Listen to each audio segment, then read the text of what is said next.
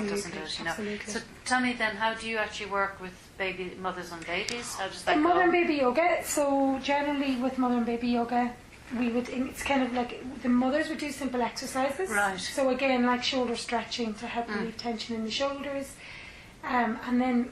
So they maybe do 5 minutes, and they kind of do the yoga over the babies. Right. So you're stimulating the babies. The Right. babies love the movement. Yeah. And then we would also bring in, we'd have maybe nursery rhymes, and we'd be doing little bits of yoga, like arm stretching and leg stretching for the babies. So there's no sort of age limit then. They can't. They Well, continue newly born. Yeah. Well, generally we would say from their first checkup.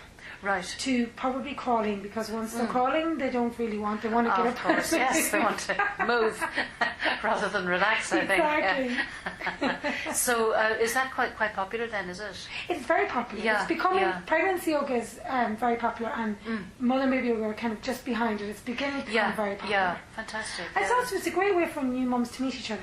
Of course, like mother and toddler group. Yeah, you know, yeah. it's and just get out of the house and expand. And generally after the class we'd have a nice little.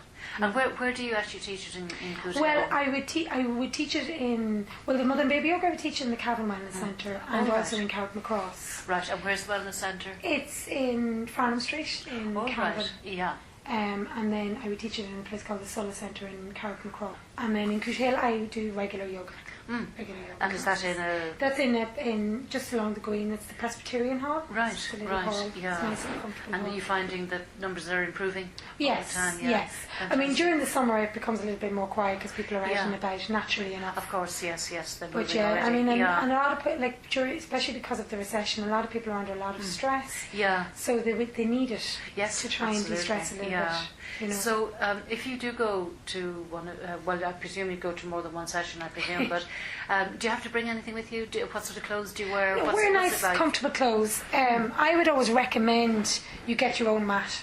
Right. For yourself. Yeah, something that's comfortable to you. Yeah. I have mats if people don't have them. And just wear something comfortable that you can stretch in. Right. You know. Yeah. And don't be afraid. A lot of people are afraid that I'm going to get them into weird positions. It's not like that, you know. Yeah. And a lot of men are now coming to yoga, which is a great thing to see as well. Absolutely. So it's really sort of an add-on to, going down to the fitness club, I presume. Absolutely. Yeah. Absolutely.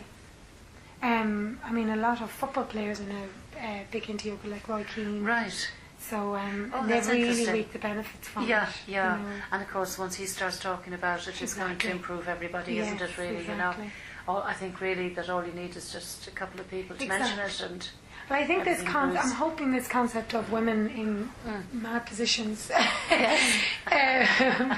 doing breathing exercises has gone, and people have realised that it's not. Yes. You know, and also there's a misconception that you have to be flexible to come to yoga, and it's not. Or you will see when you come, everybody's a different level of fitness or different level, and you just get so into your own practice that you forget what the person next to you is doing. No, absolutely, it's not a competition. So let's just go through a little basic thing of what to expect if somebody did go to the sessions.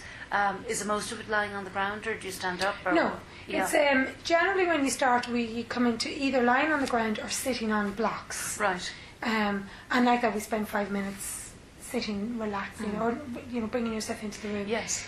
I would say it depends on the class. Every class is different, but maybe about half of it is standing and doing standing poses, and maybe about 15 minutes, 20 minutes could be either in all fours, or lying on your back doing stretching, or on your tummy doing back stretches. Right. And then the last 10 minutes or 10 minutes would be relaxation. So no, it's not lying on the back. A lot of it is standing. Right. Okay. But again, it depends on the class and the clientele. Yes. Yeah. So. Did it help your own illness? Oh, absolutely. Yeah. Great. I found it really beneficial because it wasn't challenging, because it wasn't a competition. And I could go at my own pace. And I found even that even now, from even going in and getting checkups, they would say that I've progressed an awful lot, much faster than was expected. Right. And I believe as well, although I was saying that yoga is not just a physical thing, it works your internal organs. Yes. I definitely reap the benefits from that. Right. With my thyroid, my energy levels come back a lot faster. I would have had digestive problems. They seem to have been, the yoga seems to have had that. Fantastic, and then also just by being relaxed and focused. Of course, I mean, everything improves if you're relaxed, doesn't it really, Yes. So would you have any particular advice to the listeners today? Let's just say that they're still wondering a bit about yoga, they just like to have a little bit of a go, would this suit me? Have you got any recommendation? Well, I suppose the one recommendation I would say is breathing exercises. Right. And this is something that anybody can incorporate into their daily routine. I would say even just sitting for a few minutes, bringing your hands onto your abdomen or onto your stomach, closing your eyes for a moment and taking a nice good deep breath in through your nose, bringing the breath right down into the abdomen. Right. And imagine that there's a balloon in your abdomen. As you breathe in, you swell, your tummy swells up like a balloon. Hold it for a moment and then try and breathe back out through your nose. Sometimes people find it difficult initially, but you also have to remember that your diaphragm is a muscle. Right. So when you're breathing, when you're trying to change your muscles, it's not going to happen immediately. Right. It's like going for a run. You're not going to do a 10k run straight away. So, but it's a great way of de-stressing. It's a great way of increasing your energy levels. I always suggest, especially to women who are pregnant, lying, or anybody, if you can't sleep, lying on your back, hands on your tummy, closing your eyes, taking a nice good deep breath in through your nose, and then out through your nose. Yes. And you'll really notice the difference. Right, I think it's kind of hard. It'd be hard to. Everything. Yes. I think it would be hard to explain any yoga practice. Exercises over the radio. Exactly, dancing on the radio. One day I was watching television and somebody was showing some examples of yoga, I remember, and she did this thing called, I think it was the cat stretch.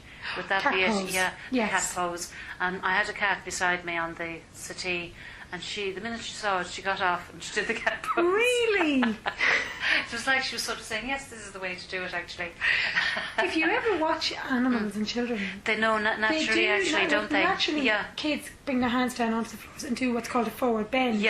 Padakanasana, but they actually bring their hands out and they just stretch out their back. And the same with dogs. Like we have this pose called dog pose, or Sanskrit is Ardha Mukha Shavasana. Right. But they would actually come bring their hands down, and you see the way they stretch out their back. Yes. They stretch out their paws, and they look really happy when they do it. Actually, really don't they? Yeah, fantastic. Yeah. We need to learn. We need to watch and learn. Actually, yes, isn't that right? And children, I always say the way to learn is if you ever watch a little baby when they breathe, their wee tummies come up and down. Yeah, absolutely. We seem to lose it. Some area of our lives. Yes. But anyway, it's really interesting to find out about all these things. But how do people actually contact you if they want to come? Well, I have a website, although I'm not the best at keeping it up to date, but it's www.sulisyoga.com. Right. They can email me at sulisyoga@gmail.com, sulisyoga@gmail.com, right. or they can phone me on my mobile on 086 8672 568. Great. Would you mind repeating that number again? It's 086 8672 568. Lovely. Well, Derbra, thank you very much indeed for your time. Thank you, Margaret. Cavan Community Radio.